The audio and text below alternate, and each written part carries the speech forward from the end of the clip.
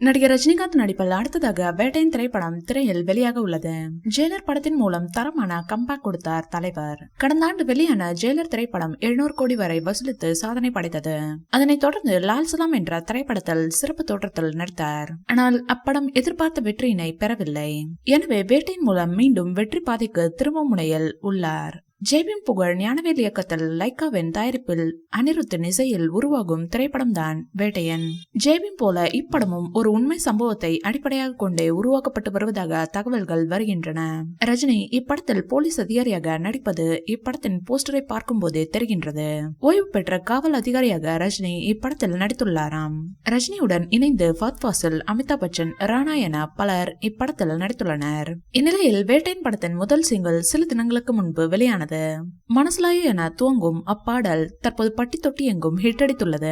குறிப்பாக AI தொழில்நுட்பம் மூலம் மறைந்த பிரபல புகழ்பெற்ற பாடகர் மலேசியா வாசுதேவன் அவர்களை அனிருத் இப்பாடலில் பாட வைத்து ரசிகர்கள் மத்தியில் வரவேற்கப்பட்டுள்ளது.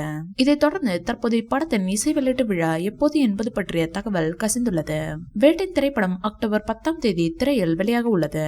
எனவே படம் வெளியாவதற்கு 2 வாரங்களுக்கு முன்பே இப்படத்தின் இசை வெளியீட்டு விழாவை நடத்த படக்குழு முடிவெடுத்துள்ளது. செப்டம்பர் மாத இறுதியில் வேட்டையின் இசை வெளியீட்டு விழா நடைபெறுமாம். இந்த வீடியோ பிடிச்சிருந்தா லைக் பண்ணுங்க, ஷேர் பண்ணுங்க. மேலும் ரஜினி சார் பற்றிய தகவல்களுக்கு எங்க சேனலை சப்ஸ்கிரைப் பண்ணுங்க.